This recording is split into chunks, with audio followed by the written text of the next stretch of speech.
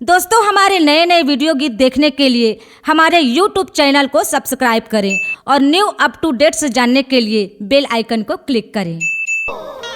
को ना जाने वो दाई, को ना जाने वो चरण के गाती महिमा, को ना जाने वो चरण के गाती महिमा, को ना जाने वो दीदी, को ना जाने वो चरण के गति महिमा, को ना जाने वो चरण के गति महिमा।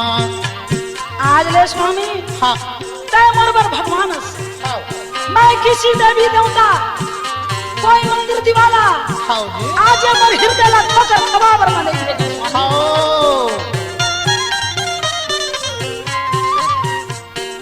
को ना जाने वो बहनी, को ना जाने वो चरण के गाती महिमा, को ना जाने वो चरण के गति महिमा, को ना जाने वो चरण के गति महिमा, को ना जाने वो दीदी, को ना जाने वो चरण के गति महिमा, को ना जाने वो चरण के गति महिमा।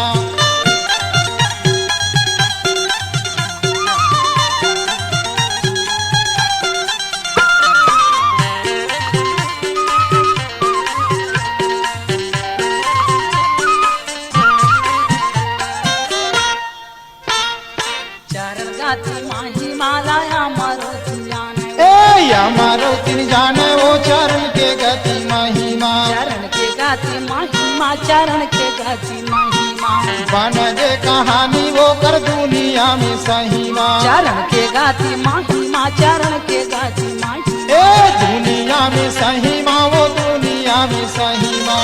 संझा भी हनिहा बाती चारणों में जाए, चरण के गति महिमा, वही जाने वो चरण के गति महिमा, वही जाने वो चरण के गति महिमा, को न जाने वो दीदी, को न जाने वो चरण के गति महिमा, वही जाने वो चरण के गति महिमा।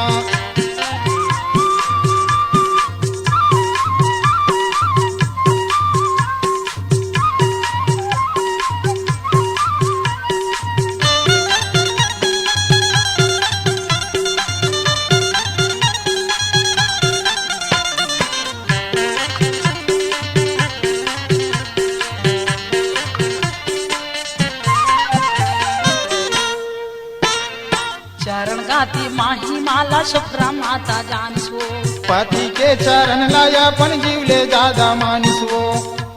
ये संसार में वही दो तीन नारी मन जानिंदाई हो। अहो चरण गाती महिमा ले सुप्रा माता जानो, पति के चरण लाया अपन जीव ले ज्यादा मानवो। सुप्रा माता जाने दाई, सुप्रा माता जाने ए जीव ले ज्यादा मान दीदी, जीव ले ज्यादा मानवो। पति के चरणों में मुखती बनाए, चरण के गति महिमा, वही जाने वो चरण के गति महिमा, वही जाने वो चरण के गति महिमा, को न जाने वो दीदी, को न जाने वो चरण के गति महिमा, वही जाने वो चरण के गति महिमा, वही जाने वो चरण के गति महिमा।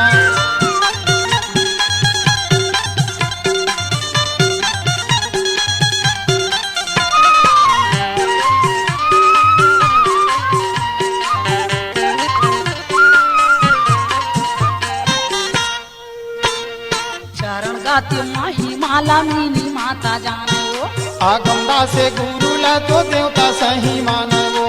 जगत के जननी मीनी माता जानी से लाई हो।